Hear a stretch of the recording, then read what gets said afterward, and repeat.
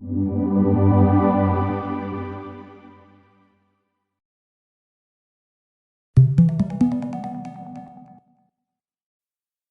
an exclusive club like no other, a fortress of power nestled in the Swiss Alps. For over 50 years, this World Economic Forum has quietly shaped the future of the world. The World Economic Forum is considered to have significant influence. At the same time, it attracts considerable criticism. A former judge and member of the European Parliament describes the WEF as the world's most dangerous international association. At the center of it all is one man, Klaus Schwab.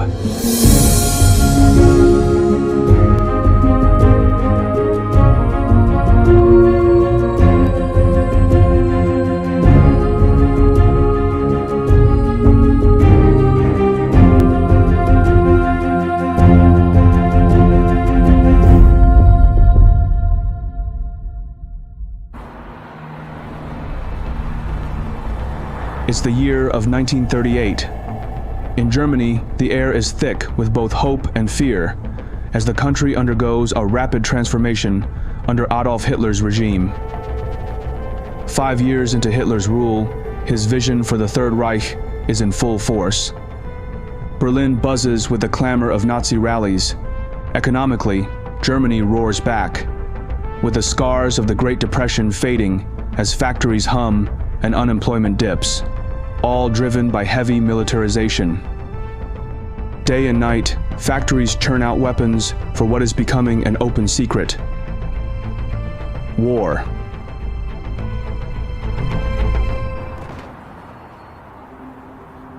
Ravensburg, a town nestled in the rolling hills of southern Germany, remains a quiet haven amid the escalating tensions of the Third Reich.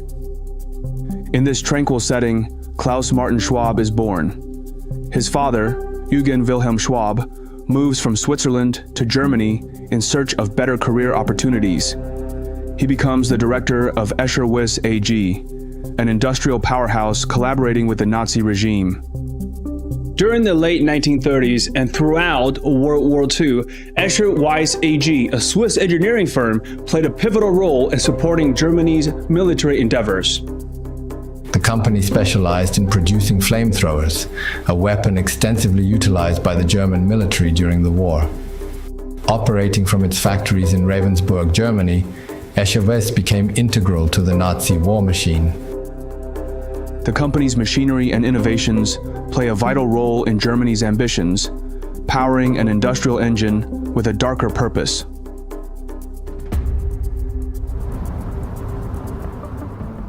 As a young man, Klaus Schwab listens closely to his father's words.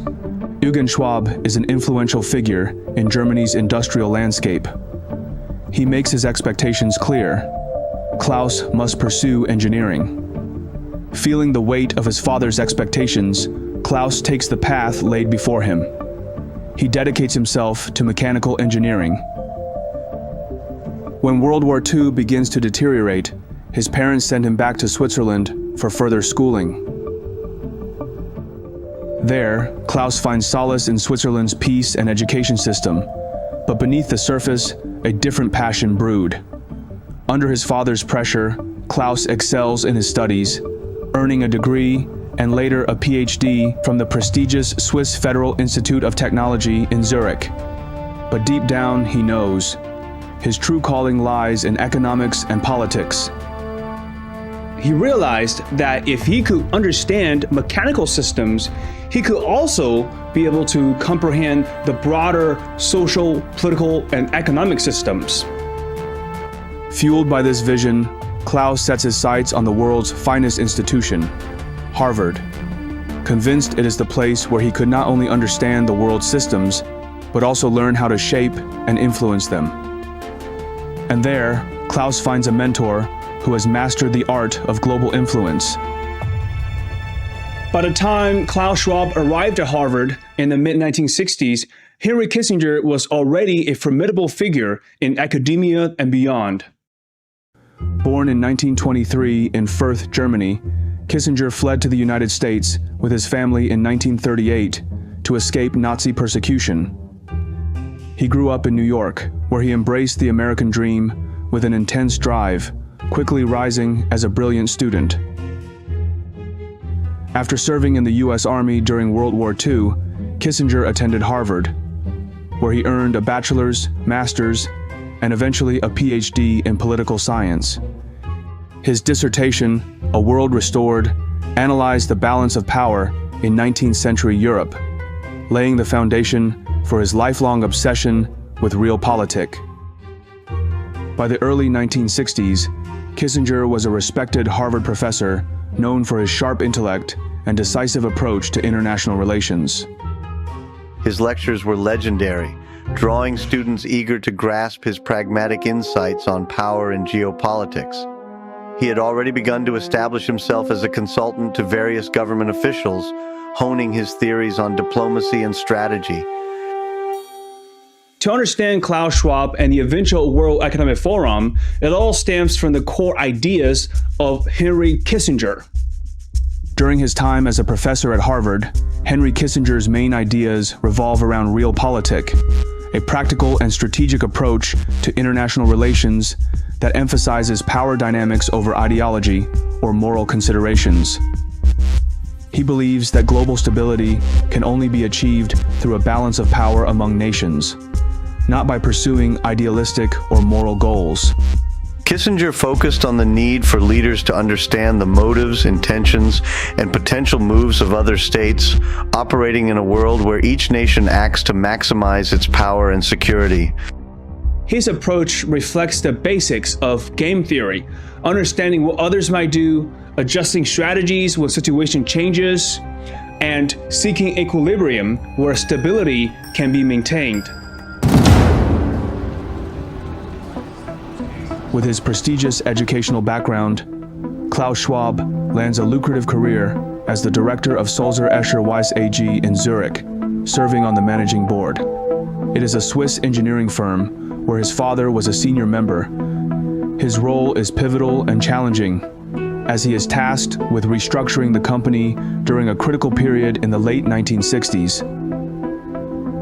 So all these changes in the world, internally and externally, are leading organizations toward the need to restructure every so often. So we have to be constantly thinking about how can we restructure our business to give us the organizational capabilities and the scale we need to be able to grow. His work was very much like management consulting, helping companies improving operations, raising revenue, and cutting costs.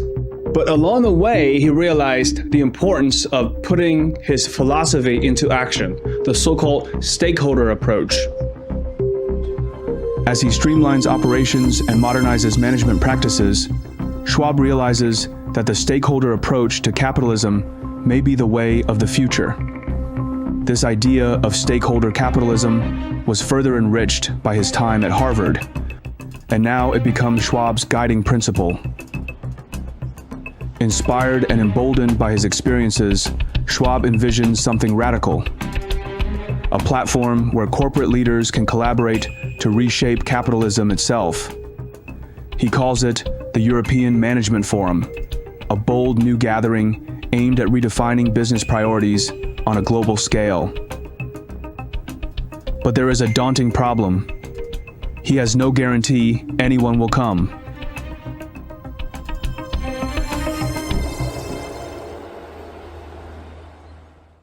In the early 1970s, Davos is a serene and relatively isolated mountain town nestled in the Swiss Alps, primarily known as a health resort and a hub for winter sports. To Schwab's surprise, over 400 participants show up for the gathering, mainly from European countries and US universities. These days, business clubs like this are everywhere, but in the early 1970s, they were almost unheard of. The idea of getting business leaders, government officials, and academics together to share ideas, solve big problems, and find common ground was something entirely new. Before Davos, most business conferences were industry-specific and mainly focused on technical topics or specific sectors. The idea of creating a broader dialogue that included public and private sectors, academia, and other stakeholders was unconventional. It was surprising that Klaus Schwab, a relatively young and lesser-known figure at the time, managed to gather over 400 participants for the first Davos meeting in 1971. Schwab's sudden rise had all the makings of a mystery. A man with no notable title, a forum with no track record, and yet here they all were. The inaugural meeting of Klaus Schwab's European Management Forum in 1971 is, against all odds, a resounding success. This exclusive club, the first of its kind, allows members to network, collaborate on solutions, and strike deals. But as the first gathering comes to a close, a storm is brewing, one that none of them can predict. And the American economy is by far the strongest in the world. Accordingly, I have directed the Secretary of the Treasury to take the action necessary to defend the dollar against the speculators. In the summer of 1971, President Nixon abruptly takes the U.S. off the gold standard, plunging the world economy into chaos. As a result, attendance at the second year of the forum drops by half. If the trend continues, Klaus Schwab's brilliant idea of transforming global capitalism will die before it takes off. He knows. To draw more prominent figures to his club, he needs someone with a strong reputation. Over the coming years, he begins leveraging prominent international figures to attract more attendance. For example, by 1974, Dom Helder Camara, a Brazilian archbishop known for championing the poor, attends the forum. Within just a few years, the forum grows both in size and popularity, with members contributing significant funds to the organization. Klaus Schwab's forum now becomes an exclusive club of a growing number of world elites. But no one can anticipate what happens next, just a year later.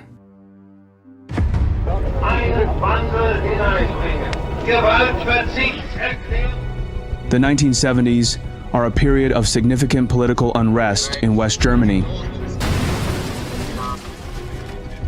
marked by social movements, student protests, and growing disillusionment with capitalism, consumer culture, and the West German government, criticized by some for still being tainted by Nazi-era figures.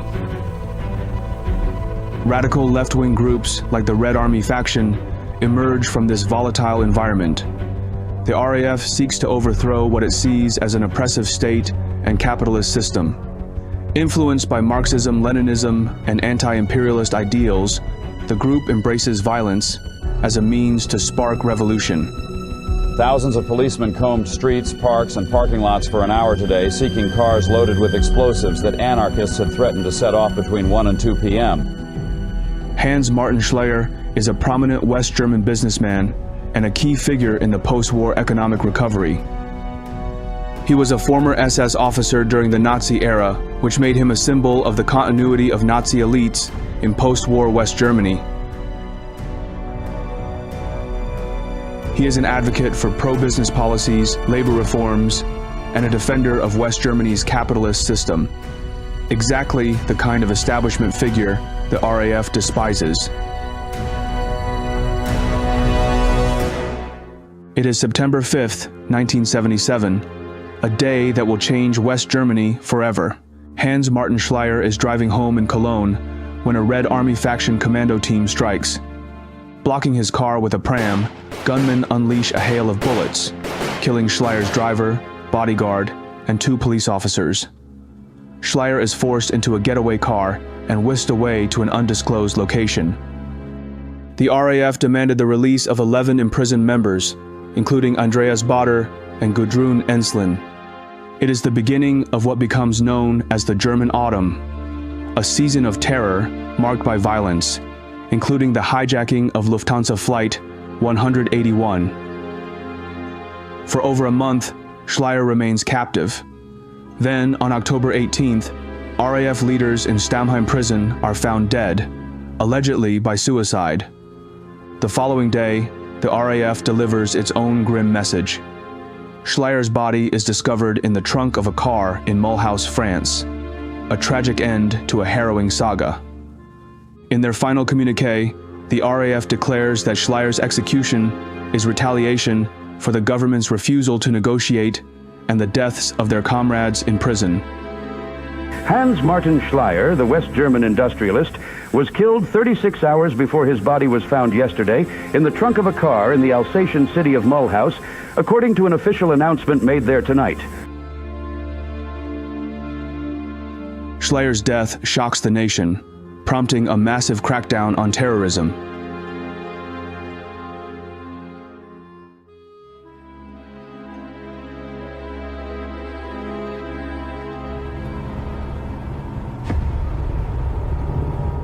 For Klaus Schwab, the death of Schleyer is a devastating blow to his cause. As a member of the Davos Club, Schleyer's assassination casts a shadow over the group. With the club's ranks filled with prominent figures like Schleyer, it becomes an easy focus for terrorist groups. To make sure the meeting in 1978 goes smoothly, Klaus Schwab invests a considerable amount of money in heightened security measures, transforming what was once a casual gathering into a heavily guarded event in a fortress-like setting. This transformation would likely have fueled the perception of Davos as an exclusive and elitist enclave, a haven for the wealthy and the powerful seeking protection behind barriers and armed guards. But it doesn't stop the forum's growing popularity. By the end of the 1970s, the Davos Forum evolves from a European management meeting into a global platform for dialogue on business and politics. But for Klaus Schwab, it is not nearly enough. He knows the forum cannot remain merely a stage for lofty conversations.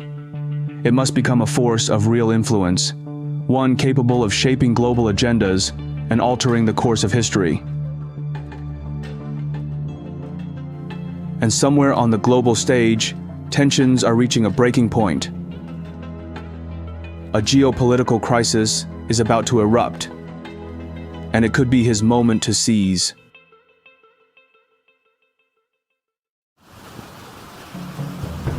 Prime Minister Bülent Ulusu accused Greece today of trying to establish fate's accomplice in the Aegean region and warned that Turkey will not hesitate to equally retaliate. In the early 1980s, the blue waters of the Aegean Sea become the stage for a tense standoff between two ancient rivals, Greece and Turkey. Scattered with islands and rich in history, this stretch of sea has always been contested, but now it lies at the heart of a dispute with far greater stakes. The animosity between Greece and Turkey stretches back centuries, particularly due to the Ottoman Empire's rule over Greece from the 15th century until Greece's independence in 1829, and the Greco-Turkish War from 1919 to 1922. Greece seeks to extend its territorial waters from 6 nautical miles to 12, a move that would grant Athens greater control over the Aegean. To Turkey, this is not just a political maneuver, it is a direct threat to their access to vital shipping lanes and resources. They issue a stern warning. Should Greece proceed, it will be considered a cause for war. By 1982, tensions reach a boiling point. Both nations prepare for a potential flashpoint, with military maneuvers escalating and aggressive rhetoric filling the air. NATO, concerned about the growing danger between two of its key members, steps in to prevent the region from spiraling into open conflict. But the simmering tension never truly disappears. In March 1987, the conflict comes dangerously close to war. Turkey announces its intention to send the seismic survey vessel into the disputed waters of the Aegean to search for oil. Greece views this as a direct violation of their rights and vows to block Turkey's actions by all means necessary.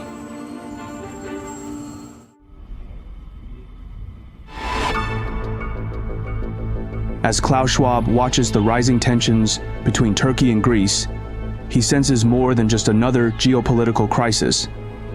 The growing popularity of his Davos Club has made it a coveted platform for discussion, But Schwab's ambitions stretch far beyond mere conversation.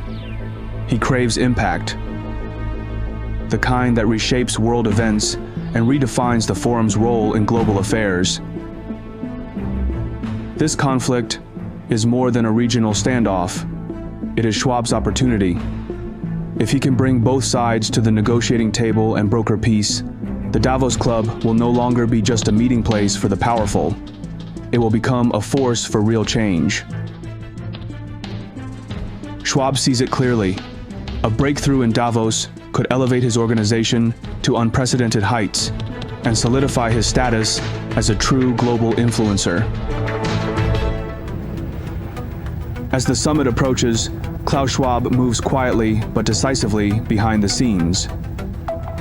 He reaches out to key players, trusted diplomats, seasoned advisors, and influential business leaders with close ties to both Athens and Ankara. Schwab knew that direct talks could be very volatile. Instead, he initiated back-channel communications, probing for potential compromises from both parties, where public pressure couldn't interfere. But Schwab's vision extends beyond closed doors. He meticulously crafts the Davos agenda to resonate with both sides. The real work begins in private meetings, where Greek and Turkish officials speak freely, away from the glare of cameras. Schwab remains ever present. His role is to ensure both sides feel respected, building trust where there had been none.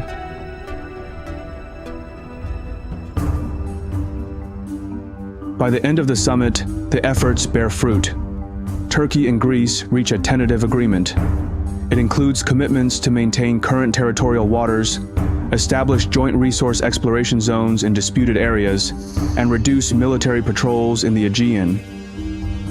After meeting in this alpine ski resort, the prime ministers of Greece and Turkey announced what they said was an important agreement today to help bring peace and cooperation to their traditionally hostile countries. By orchestrating this landmark agreement, Schwab solidified Davos as the center of international influence and his own reputation as a shrewd, behind-the-scenes power broker. It was the very moment he had been waiting for, the opportunity to make Davos synonymous not just with dialogue, but with action and impact. In the early 1980s, Schwab officially renames the organization the World Economic Forum, signaling its global ambitions. But that won't help with a personal challenge coming from a place he never expected. Despite his deep ties to Switzerland through his education, professional endeavors, and long-term residence, Klaus Schwab remains a German citizen. As his organization gains influence, Schwab considers adding Swiss citizenship, believing it would be an easy step given his stature. But in order to become a Swiss citizen, he has to be probed in a process known as naturalization scrutiny. Surprisingly, Klaus Schwab declines to be investigated.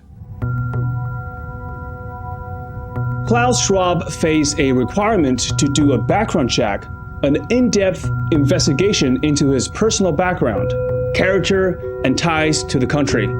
Surprisingly, or maybe not, he declined such a process. Why would a man so deeply connected to Switzerland, both professionally and socially, refused such a scrutiny? Was there something that he wished to keep hidden about his past? For Schwab, Swiss citizenship no longer matters. Something far greater is on the horizon. The world is on the brink of a fundamental shift, one that promises to redefine everything. As the dawn of a new world order approaches, Schwab knows one thing for certain. This time, he and his Davos Club will be at the center of it all.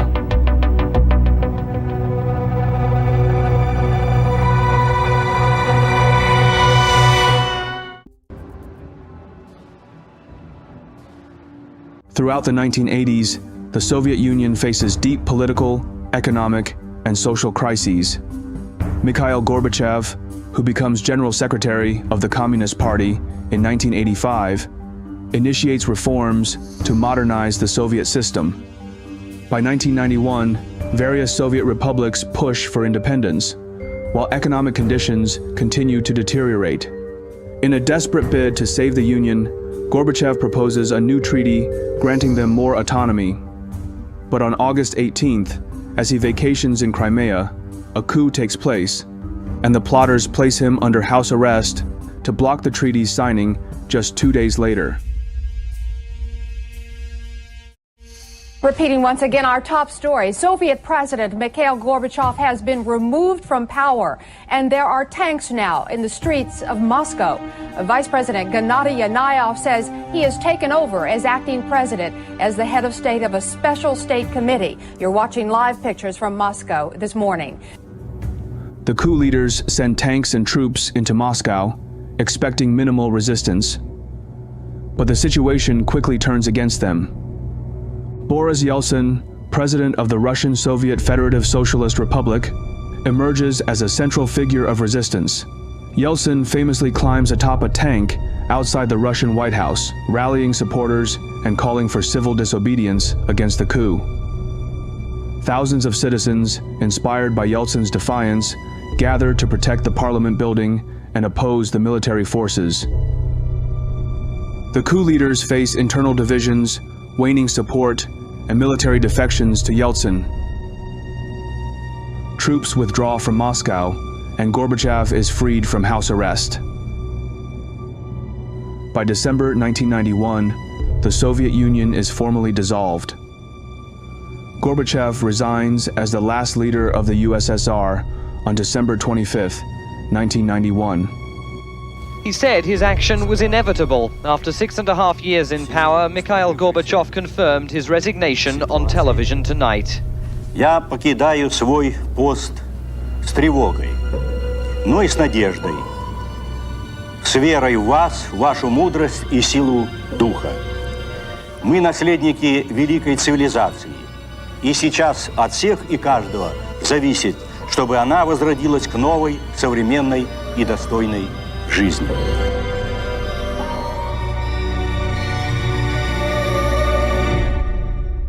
The failed coup catapults Boris Yeltsin to the forefront of Russian politics, positioning him as the leader of a newly independent Russia. But despite Yeltsin's successful rise to power, his rule is far from secure. By 1996, a formidable challenger emerges, one with the potential to overtake him and even bring back communist rule. So Russia was facing severe economic crisis, triggered by Yeltsin's rapid transformation into market economy. The reform had led to hyperinflation, skyrocketing unemployment, and widespread poverty. Gennady Zyuganov, head of the resurgent Communist Party, presents himself as the voice of those left behind by Yeltsin's reforms. He promises a return to stability, economic protectionism, and the restoration of Russia's lost prestige. If he succeeds, it could mean a dramatic return to communism, threatening to reset the New World Order once again.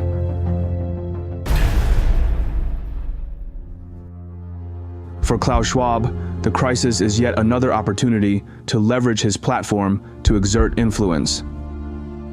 Davos in 1996 becomes more than just a forum for discussing global economics. It becomes the setting for a pivotal political alliance that will be known as the Davos Pact. Within the halls of Davos, Russian oligarchs, newly minted billionaires who have profited from the chaotic privatizations of the 1990s, are keenly aware of what is at stake.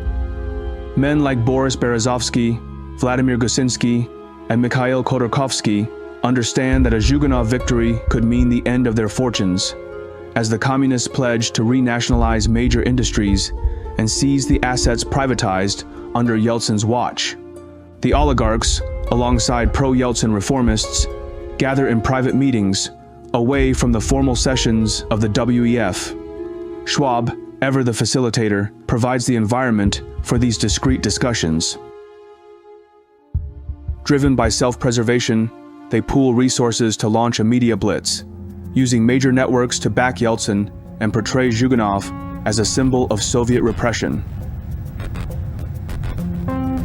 The Davos Pact propels Yeltsin's campaign from near defeat to victory, securing 54.4% of the vote.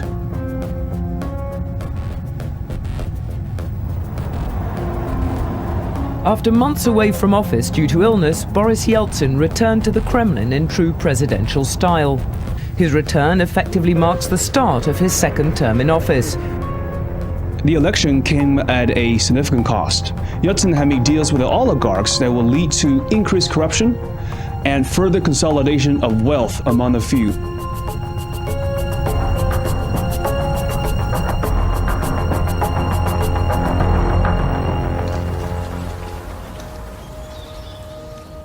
Klaus Schwab's vision is finally taking shape. His Davos Club, once a casual retreat for elites, evolves into a platform for real change on the world stage. By the mid-1990s, the WEF grows exponentially, attracting over 1,000 members, each representing major corporations and government agencies from around the world. As the founder and head of this influential club, Schwab ensures that he is well compensated, earning millions of dollars annually. But Schwab understands that salary alone won't make him truly wealthy. The real money, he believes, lies in leveraging the WEF's global network and prestige for private gain. He begins exploring ways to monetize the nonprofit organization. In the mid-1990s, he allows his nephew, Hans Schwab, to use WEF funds to launch private ventures. One such venture, Global Events Management, is set up to organize WEF events, generating millions annually. Klaus Schwab's demands for a 5% stake in the business demonstrated his pursuit for personal gain within the framework of his nonprofit activities. But Schwab doesn't stop there. He starts using WEF funds to invest in a wide array of ventures, seeking to capitalize on the internet bubble into ventures like a video conferencing startup, Advanced Video Communications. A $5 million investment grows to $20 million, and Schwab transfers the shares to the Schwab Foundation for Social Entrepreneurship, an entity he controls. With that, Klaus Schwab finally becomes as wealthy as the elites who join his club. And soon, a new member joins his organization, the richest man in the world at the time, Bill Gates.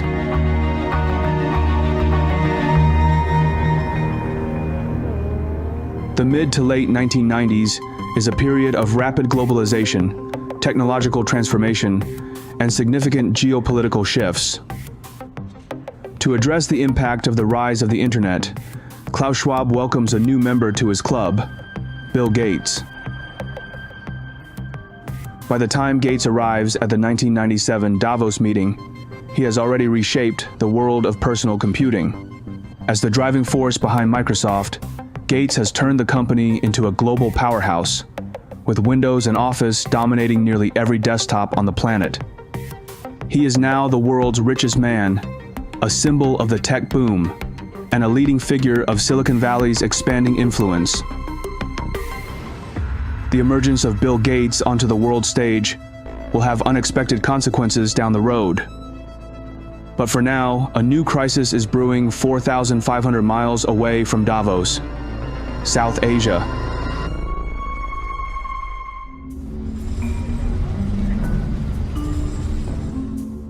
The once booming Thai economy, built on speculative investments and foreign debt, suddenly crumbles when the government devalues the baht, abandoning its peg to the US dollar. Panic ensues as the baht plummets, triggering a wave of capital flight that ripples across South Asia. Asia's economic crisis deepened yesterday as one of the world's largest credit rating agencies downgraded the sovereign debt of South Korea, Indonesia, and Thailand to junk status, seriously impairing the country's ability to raise the money needed to work through the region's wrenching downturn. In South Korea, heavy corporate debt forces the country to seek a controversial IMF bailout, resulting in austerity measures and widespread unrest. The crisis revealed just how vulnerable growing economies are to the chaos of the global markets, where money can flood in one day and disappear the next. For Klaus Schwab, every crisis is an opportunity to build influence. He knows one thing: the time for Davos to intervene has come again.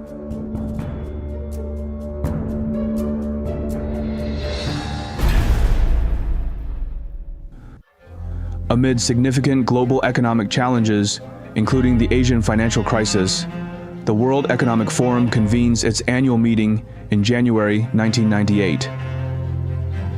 Hillary Rodham Clinton was the star speaker tonight at the World Economic Forum, the annual gathering here in this luxury alpine ski resort for chief executives and political leaders from around the world. During the Davos meeting, discussions focus on the need for a more inclusive and representative forum to address these emerging economic issues. At this point, Davos became sort of like the board meeting for the world. Whenever there was an issue, people would be like, let's talk about it at Davos. The idea of creating a global institution that includes both developed and emerging economies is born in Davos, leading to the establishment of the G20. It comprises 19 countries and the European Union, representing 80% of the global GDP, 75% of the international trade, and 60% the world's population. The first G20 meeting is held in Berlin, Germany, in December 1999. Participation is restricted to finance ministers, and its scope is initially limited to global finance.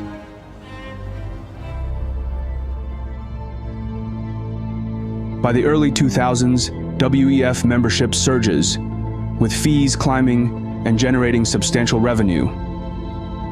Klaus Schwab's vision of a platform for shaping global agendas becomes a reality as Davos evolves into a critical venue for addressing complex issues like climate change, trade, and digital transformation.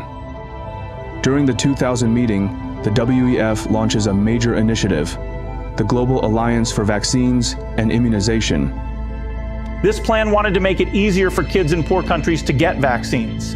It brought together governments, international groups, rich people who give money to good causes, and companies that make vaccines. They all worked together to make sure more kids could get the shots they needed to stay healthy. The Bill and Melinda Gates Foundation makes an initial commitment of $750 million to establish the Vaccine Fund, catalyzing other donors to support vaccine delivery and creating GAVI. The GAVI will go on to have immunized over 1.1 billion children in 78 countries, averting more than 18.8 million future deaths. But there was a glaring issue. Decisions about public health were being made by a handful of powerful elites. But what Klaus Schwab and his elite allies don't foresee is the backlash their so-called good intentions will begin to face, a backlash unlike any they have encountered before. And the first wave of dissent will arise in an unlikely place.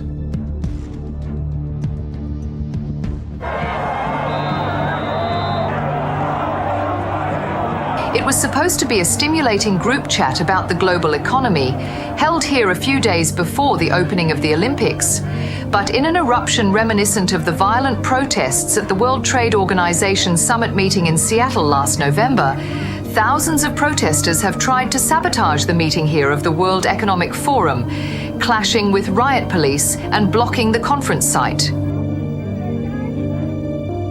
In September 2000, Melbourne becomes the epicenter of a significant anti-globalization movement, as the World Economic Forum hosts its Asia-Pacific Economic Summit at the Crown Casino. The event attracts approximately 10,000 protesters, marking one of Australia's largest demonstrations against corporate globalization. The protests in Melbourne in September 2000 were part of a broader anti-globalization movement that had been gaining momentum since the late 1990s. Jobs were increasingly outsourced to low-wage countries, leading to job losses and wage stagnation in industrialized nations, while labor rights and local industries suffered in developing nations. Ultimately, the protests fail to slow the relentless pace of globalization or dent the Davos Club's growing power, membership, and wealth. Klaus Schwab's vision seems unstoppable, unshaken by outside opposition. But inside, a ticking clock counts down to a crisis that will challenge the foundation and demand Schwab's reckoning.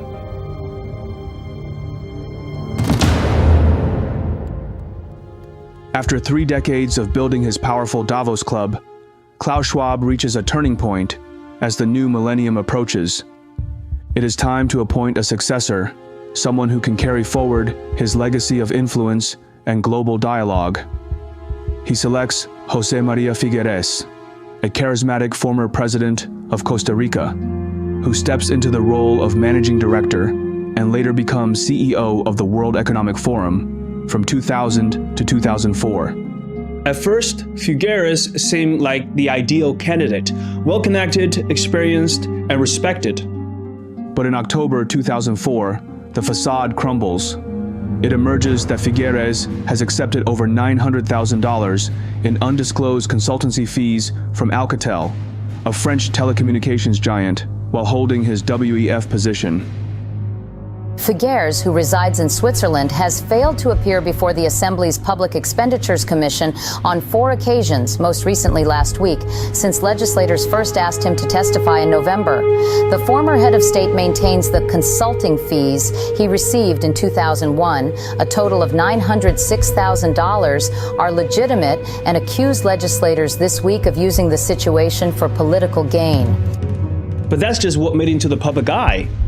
Behind the closed doors of Davos, who knows how many similar incidents have gone unreported, concealed by the cloak of exclusivity and power. But the Figueres scandal is just a tremor compared to the earthquake that is about to hit the global economy.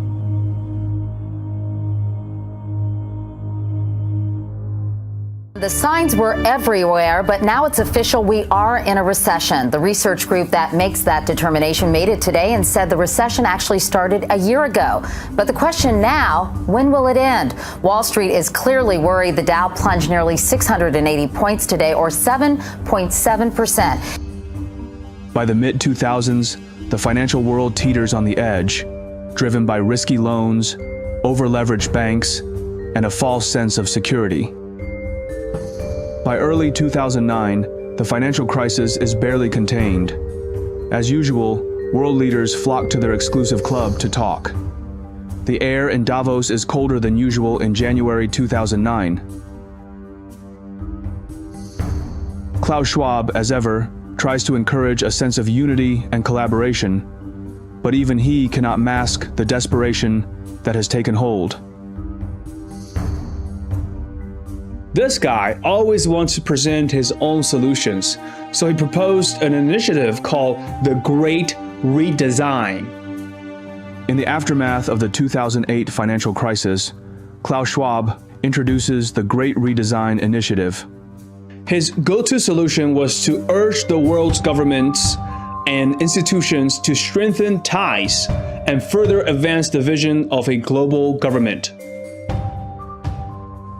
Little does Schwab know, the world is about to veer in a direction he never anticipated. The aftermath of the financial crisis will not unify global governance as he hopes. Instead, it will fragment it. Schwab and his elite circle are about to face a world that is more divided, more nationalistic, and far less global than they ever imagined.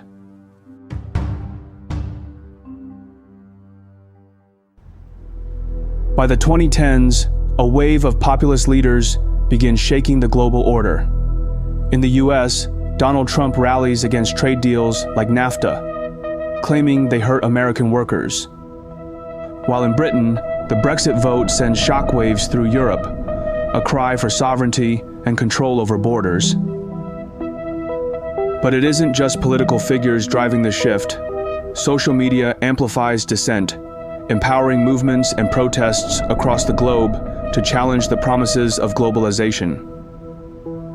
But all of this pales in comparison to what is about to come, a global pandemic that will test every assumption, every system, and every nation. As the virus spreads unchecked across borders, the world faces a crisis like no other. One that not only challenges the foundations of globalization, but exposes its deepest vulnerabilities. But for Klaus Schwab, this global pandemic could be the perfect opportunity for the Davos Club to regain its influence.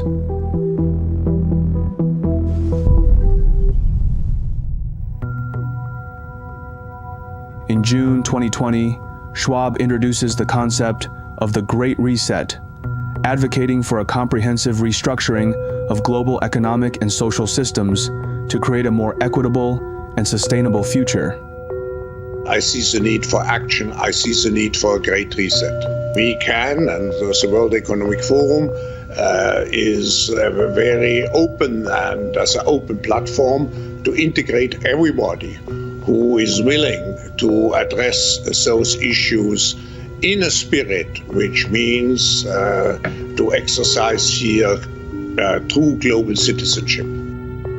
At the same time, Bill Gates, through the Bill and Melinda Gates Foundation, plays a pivotal role in the global response to COVID-19. The foundation commits over $2 billion to support vaccine development, diagnostics, and therapeutics.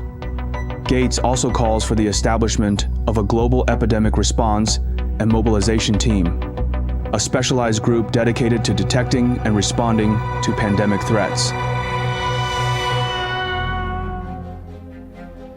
The 2020 Davos meeting buzzes with anticipation, but this time, the spotlight isn't on Klaus Schwab. It is on Larry Fink, the man who has risen to the pinnacle of global finance.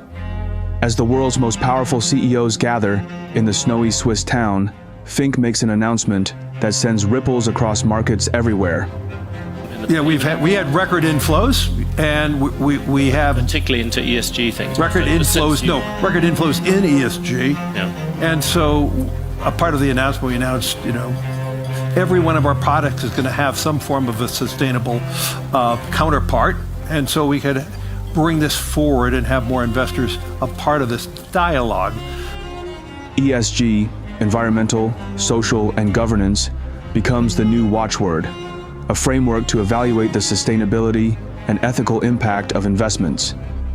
ESG standards are enforced on companies primarily through investor pressure, regulatory mandates, and evolving market expectations. You have to force behaviors, and at BlackRock we are forcing behaviors. We see criticisms of ESG and the Great Reset, but the real issue lies with the concentration of decision-making power. Who gave these people, members of the exclusive club, the right to make decisions that affect the lives of the rest of the world?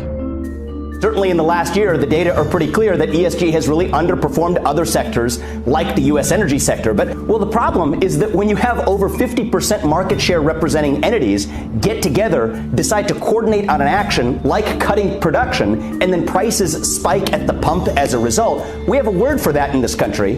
It's called an antitrust violation. It's a big club, and you ain't in it. You and I are not in the big club. With Larry Fink in the club, Klaus Schwab regains a sense of power, hopeful that his vision for a world government is once again within reach. But he has no way of knowing the unexpected turn his own fate is about to take. A former employee sued the nonprofit, accusing it of denying professional opportunities because of her race and gender. An article in the Wall Street Journal last month, citing internal complaints and interviews with current and former employees, said workers had accused the organization of sexual harassment and racism. In June 2024, the World Economic Forum and its founder, Klaus Schwab, faced serious allegations of sexual harassment and discrimination. A report by the Wall Street Journal details claims from over 80 current and former employees, accusing WEF leadership of fostering a hostile work environment for women and black employees. Specific allegations against Schwab include making unwanted advances and inappropriate comments toward female staff members. In May 2024, Klaus Schwab announced that he would step down from his role as executive chairman of the World Economic Forum by January 2025, transitioning to become the chairman of the board of trustees. But even with his resignation, his organization hasn't changed much. It's just as influential as ever. In 2024, the WEF brings together over 2,500 global leaders, CEOs, heads of state, and policymakers from more than 100 countries. Discussions at Davos set the tone for global investments, with ESG-linked funds still controlling over $30 trillion in assets worldwide. Major corporations from BlackRock to Microsoft continue to align their strategies with the WEF's agenda, making it more than just a meeting of the minds. It's a market mover. But opposition is growing. Figures like Elon Musk and other influential leaders criticize the Davos agenda, calling it a threat to individual sovereignty and labeling it an elite overreach.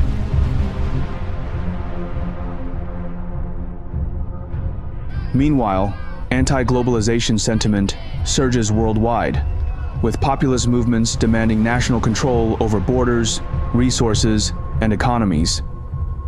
Across the globe, protests against globalization intensify, challenging the WEF's vision of a unified global system. As power dynamics shift, the idea of a unified world government becomes more elusive than ever, caught between elite-driven agendas and fierce resistance from both nationalist leaders and grassroots movements. The WEF remains influential, but it is now battling more than just global challenges. It's facing a fractured world, unwilling to bend to its vision.